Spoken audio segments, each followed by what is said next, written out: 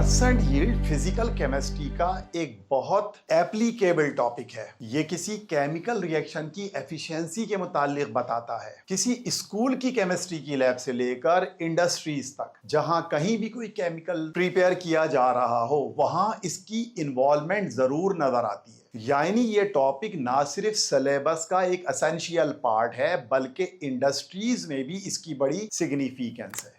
तो आइए शुरू करते हैं। इस केमिकल रिएक्शन पर जरा गौर कीजिए। इसमें कैल्शियम कार्बोनेट का हाइड्रोक्लोरिक एसिड से रिएक्शन करवाया जा रहा है, जिसके नतीजे में कार्बन डाइऑक्साइड गैस बन रही है। लेट सपोज अगर 200 ग्राम कैल्शियम कार्बोनेट रिएक्शन में लिया जा रहा हो और आपसे ये सवाल किया जाए कि बताओ कितना कार्बन डाइऑक्साइड का मास बनेगा, तो इस प्रोसेस के लिए हमें स्टीचियोमेट्री लगानी पड़ेगी और हमें यह मालूम करना पड़ेगा कि इनमें से लिमिटिंग रिएक्टेंट कौन सा है, और हमारे पास एक बैलेंस केमिकल इक्वेशन भी होनी चाहिए। इन बातों की बुनियाद पर हम रिएक्टेंट के गिवन अमाउंट से प्रोडक्ट का अमाउंट निकाल लेंगे, और इस किस्म की बातें मैं पिछले लेक्चर में आपको बता चुका हूं। आज लेक्चर 6 चल रहा है। तो लेट सपोज हम स्टीचियोमेट्री लगाते हैं, लिमिटिंग रिएक्टेंट का प्रोसेस अप्लाई करते हैं, और इस बैलेंस केमिकल इक्वेशन की मदद से कैलकुलेट करते हुए हम ये निकाल लेते हैं कि इस प्रोडक्ट का मास लेट सपोज 88 ग्राम आ रहा है। अब हम क्या करते हैं, प्रैक्टिकल लैब में जाते और वहां जाकर इसी प्रोसेस को परफॉर्म करते हैं। यानी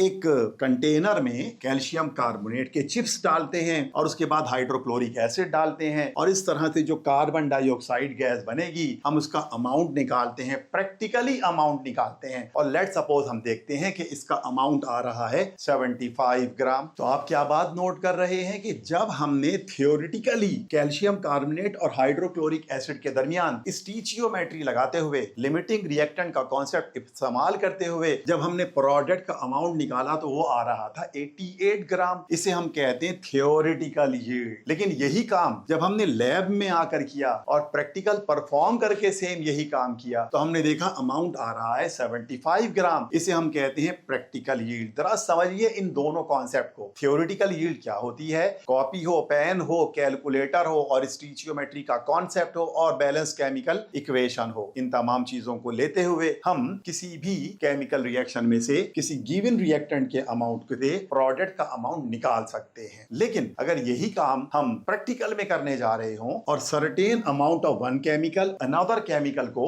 रिएक्टिंग फ्लास्क में डालकर रिएक्शन कराएं और इस तरह से प्रोडक्ट कितना बन रहा है वो अमाउंट निकाल लें, तो उसको हम कहते हैं प्रैक्टिकल यील्ड। तो फिर क्या डेफिनेशन बताएंगे हम थियोरिटिकल यील्ड की? कि ये वो अमाउंट है जो हम स्टीचियोमेट्रिकल कैलकुलेशन के जरिए बैलेंस केमिकल इक्वेशन को इस्तेमाल करते हुए given amount of limiting reactant से प्रोडक्ट का अमाउंट निकाल लें। इसे हम कहते हैं थियोरिटिकल यील्ड। तो थियोरिटिकल यील्ड में दो इंपॉर्टेंट रिक्वायरमेंट होती हैं। एक तो ये कि बैलेंस केमिकल इक्वेशन होना चाहिए और लिमिटिंग रिएक्टेंट का नोन अमाउंट पता होना चाहिए। हाँ, अलबत्ता प्रैक्टिकल यील्ड के अंदर हमें प्रैक्टिकल परफॉर्म करना होता है, लैब में जाकर काम करना होता है। प्रैक्टिकल यील्ड को एक्चुअल यील्ड भी कहा जाता है। स्टूडेंट, यील्ड दरअसल एक ओल्ड इंग्लिश का लफ्ज है। ये पुराने जमाने में क्रॉप प्रोडक्शन के लिए टर्मिनोलॉजी यूज की जाती थी। फिर बाद में इंडस्ट्रीज में जो प्रोडक्ट्स बनते हैं उनके लिए टर्मिनोलॉजी इस्तेमाल होने लगी। मगर आज तो यील्ड हर केमिकल रिएक्शन में जो प्रोडक्ट का अमाउंट बनता है उसके लिए यूज की जाती है। तो यील्ड एक टर्मिनोलॉजी है जिसे हम तीन कॉन्सेप्ट में ले सकते हैं। थियोरिटिकल यील्ड, जिसमें हम कैलकुलेशन करके प्रोडक्ट का अमाउंट निकाल लें। प्रैक्टिकल यील्ड, जिसके अंदर हम लैब में जाके प्रैक्टिकल परफॉर्म करके अमाउंट निकाल लें। और एक तीसरी टर्मिनोलॉजी भी इस्तेमाल होती है जिसे कहते हैं परसेंट यील्ड। यह एक बात समझने की आती है कि थियोरिटिकल यील्ड से प्रैक्टिकल यील्ड हमेशा कम होती है। एक क्वेश्चन पैदा होता है कि practical yield, why practical yield is always less than theoretical yield? इसके पीछे कई रीजंस हैं। इसका एक पहला रीजन ये है कि बाज रिएक्शन रिवर्सिबल होते हैं और ये एक हद तक तो फॉरवर्ड साइड पर जाते हैं, उसके बाद ये इक्विलिब्रियम फॉर्म में आ जाते हैं। यानी रिएक्टेंट का टोटल अमाउंट प्रोडक्ट में कन्वर्ट नहीं हो रहा होता, इसीलिए प्रैक्टिकल यील्ड कम आ रही हो। बाज रिएक्शन ऐसे होते हैं जिनमें कोई साइड रिएक्शन हो रहा होता है। मसलन इस रिएक्शन को देखिएगा, जब लाइम स्टोन पर हाइड्रोक्लोरिक एसिड डाला जाता है तो कार्बन डाइऑक्साइड बनती है, वाटर बनता है, कैल्शियम क्लोराइड बनता है। मगर इसी में एक साइड रिएक्शन भी हो रहा होता है जिसमें कार्बन मोनोऑक्साइड बन रही होती है। जब इस रिएक्टेंट में से थोड़ी सी कार्बन मोनोऑक्साइड बन जाएगी तो कार्बन डाइऑक्साइड का अमाउंट एग्जैक्ट उतना नहीं आएगा जितना थ्योरेटिकल कैलकुलेशन से आता है। प्रैक्टिकल यील्ड के कम आने का एक और रीजन ये है कि लॉस ड्यूरिंग दी हैंडलिंग। देखिए, जब हम लैब में प्रैक्टिकल परफॉर्म कर रहे होते हैं ना, तो प्रोडक्ट को सेपरेट करने के लिए कई किस्म की लेबोरेटरी टेक्निक्स हम इस्तेमाल करते हैं, फिल्ट्रेशन, क्रिस्टलाइजेशन, कंडेंसेशन वगैरह। इन टेक्निक्स के दौरान प्रोडक्ट का कुछ अमाउंट लॉस हो जाता है, जिसकी वजह से प्रैक्टिकल यील्ड हमेशा कम आती है। प्रैक्टिकल यील्ड के कम आने का एक और रीजन है ह्यूमन मेजरमेंट। इंसान प्रैक्टिकल करने के दौरान गलती कर सकता है, इंस्ट्रूमेंट सही ना हो या इंसान की आई की ऑब्जर्वेशन सही ना हो, तो कहीं ना कहीं प्रैक्टिकल के दौरान मेजरमेंट में एरर आ सकता है। प्रैक्टिकल यील्ड के कम आने का एक और बड़ा रीजन है नॉन आइडियल कंडीशन। देखिए, बाज रिएक्शन एक पर्टिकुलर कंडीशन में होते हैं। मसलन एक रिएक्शन हो रहा है, वो 200 डिग्री सेंटीग्रेड पर मैक्सिमम यील्ड देगा, लेकिन हम टेम्परेचर 100 डिग्री पहुंचा रहे हैं, तो यकीनन प्रोडक्ट उतना नहीं आएगा जितना आना चाहिए। स्टूडेंट, किसी केमिकल प्रोसेस के दौरान जब हम रिएक्शन की थ्योरेटिकल यील्ड और प्रैक्टिकल यील्ड निकाल लेते हैं, तो उसके बाद हम एक और काम करते हैं, उसकी हम प्रैक्टिकल यील्ड निकालते हैं। प्रैक्टिकल यील्ड निकालना इसलिए जरूरी होता है ताकि हमें उस रिएक्शन की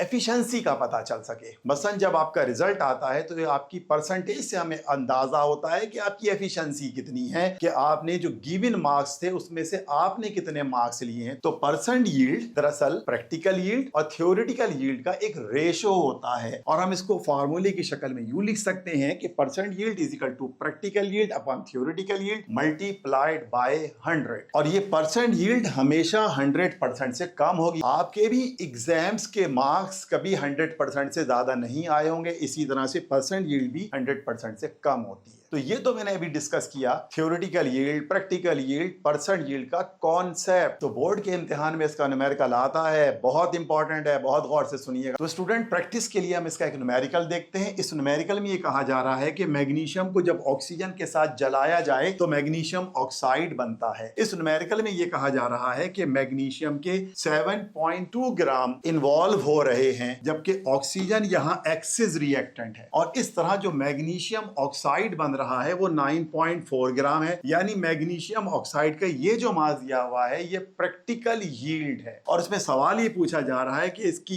परसेंट यील्ड क्या होगी। अब न्यूमेरिकल को सॉल्व करने के लिए मेरे पास स्पेस कम है, तो मैं इसको थोड़ा सा श्रिंक कर देता हूं और पर्टिकुलर वैल्यूज लिख देता हूं। मसलन मैग्नीशियम का मास अभी हमने पढ़ा 7.2 ग्राम था और ऑक्सीजन एक्सिस में था। इसका मतलब ये हुआ कि मैग्नीशियम यहाँ लिमिटिंग रिएक्टेंट है और ऑक्सीजन यहाँ एक्सिस रिएक्टेंट है। यानी इस न्यूमेरिकल को मैग्नीशियम से सॉल्व करना है, ना कि ऑक्सीजन से सॉल्व करना हो। यहाँ पे दिया हुआ है कि मैग्नीशियम ऑक्साइड 9.4 ग्राम बनता है। एक्चुअली इसकी क्या था, प्रैक्टिकल यील्ड थी। अब हमारे पास ये फार्मूला है कि परसेंट यील्ड निकालना हो तो practical yield divided by theoretical yield multiplied by 100। आप जरा गौर कीजिएगा, इस फार्मूले में से प्रैक्टिकल यील्ड तो हमको पता चल चुकी है, ये इसकी प्रैक्टिकल यील्ड है। थ्योरेटिकल यील्ड बस हमें पता चल जाए तो हम इस फार्मूले में लिखकर और सॉल्व कर सकते हैं ये न्यूमेरिकल। यानी हमारे पास पहला स्टेप क्या है, हम इस मैग्नीशियम ऑक्साइड की थ्योरेटिकल यील्ड निकालेंगे, और थ्योरेटिकल यील्ड निकालने के लिए हमें स्टिचियोमेट्री लगानी पड़ेगी कि मैग्नीशियम के 7.2 ग्राम से मैग्नीशियम ऑक्साइड के कितने ग्राम बनेंगे। और जब हम थ्योरेटिकल यील्ड निकाल लेंगे तो उसके बाद ये फार्मूला लगा कि परसेंट यील्ड तक पहुंच सकते हैं। तो आइए शुरू करते हैं। सबसे पहला काम क्या होगा, ये मैग्नीशियम जिसका मास दिया हुआ है जो कि लिमिटिंग रिएक्टेंट है और उसका मास है 7.2 ग्राम, हम इसके मोल निकालेंगे। मोल निकालने के लिए इस मास को इसके मोलर मास से डिवाइड करेंगे। मोलर मास मैग्नीशियम का न्यूमेरिकल में ऑलरेडी पहले से दिया हुआ था, तो ये जवाब आ जाएगा 0.3 मोल। यानी सबसे पहला काम ये हुआ कि हमने मैग्नीशियम के मोल निकाल लिए 0.3 मोल। अब उसके बाद हम थ्योरेटिकल यील्ड निकालेंगे। कैसे,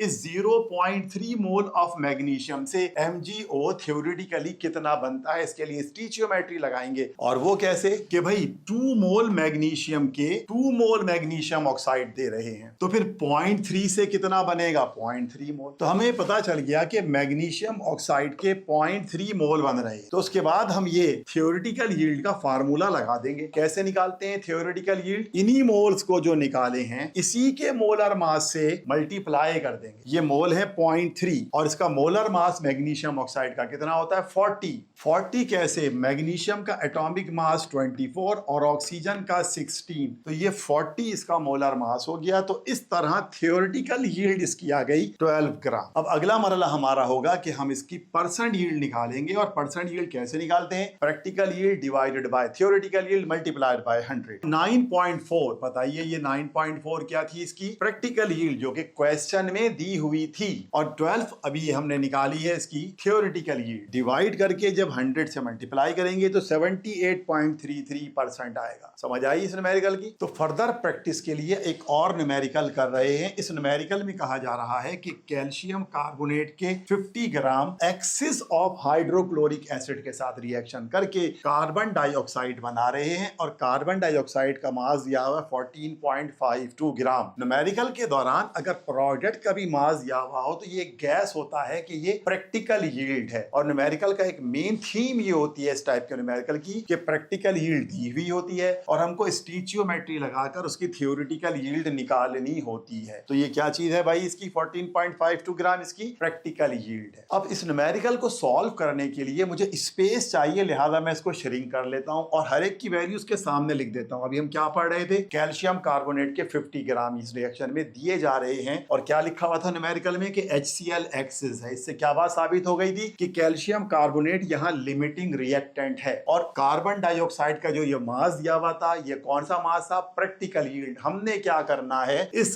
कैल्शियम कार्बोनेट के 50 ग्राम से कार्बन डाइऑक्साइड का थियोरेटिकल मास निकालना है। और प्रैक्टिकल मास हमें पता है, उसके बाद हम परसेंट यील्ड निकाल सकते हैं। तो न्यूमेरिकल में सबसे पहला काम क्या होता है? मोल निकालेंगे कैल्शियम कार्बोनेट। इसका मास दिया हुआ है 50 ग्राम। इसको डिवाइड कर देंगे इसके मोलर मास से जो कि 100 है, तो 0.5 मोल आ जाएंगे। उसके बाद फिर अब हम इसमें थियोरेटिकल यील्ड निकालने के लिए स्टीचियोमेट्री अप्लाई करेंगे। स्टीचियोमेट्री अप्लाई करने के लिए हमें इक्वेशन के मोल देखने होते हैं। तो कैल्शियम कार्बोनेट का हमारा कंपैरिजन है कार्बन डाइऑक्साइड के साथ। और बाकी इसके अलावा हमें और कोई चीज बीच में नहीं देखनी। और ये कहा जा रहा है कि कैल्शियम कार्बोनेट के 1 मोल कार्बन डाइऑक्साइड के 1 मोल प्रोड्यूस कर रहे हैं। तो फिर 0.5 मोल कितने प्रोड्यूस करेंगे? तो देखिए मैंने यहां लिख दिया 1 mole calcium carbonate gives 1 mole carbon dioxide. तो 0.5 जो अभी अभी हमने निकाला था कि 0.5 मोल से कितने हासिल होंगे? इसके 0.5 मोल हासिल होंगे। जब हमें मोल पता चल गए तो अब हम थियोरेटिकल यील्ड निकाल लेंगे। थियोरेटिकल यील्ड निकालने का मशहूर फार्मूला है कि जो मोल आ गए हैं, किसके मोल आए हैं? इस कार्बन डाइऑक्साइड के कितने आए हैं? 0.5 मोल आए हैं। ये जो मोल आ गए हैं इनको मल्टीप्लाई कर देंगे मोलर मास से। कार्बन डाइऑक्साइड का मोलर मास 44 होता है। तो 0.5 को जब हम 44 से मल्टीप्लाई करेंगे तो we get the answer 22 gram carbon dioxide. ये थियोरेटिकल यील्ड निकाल ली हमने कार्बन डाइऑक्साइड की 22 ग्राम। तो अब नेक्स्ट मरला है परसेंट यील्ड निकालने का। परसेंट यील्ड निकालने का वही मशहूर formula, practical yield upon theoretical yield. Practical yield इसकी कितनी है? 18.52। और थियोरेटिकल यील्ड अभी अभी आपने कितनी निकाली है? 22। न्यूमेरिकल सही चल रहा है। इसका एक प्रूफ ये है कि प्रैक्टिकल यील्ड हमेशा थियोरेटिकल यील्ड से कम आती है। और इस तरह आपका आंसर भी 100% से कम आता है। तो आपका आंसर आ रहा है 84.18%। तो मैं समझता हूं कि ये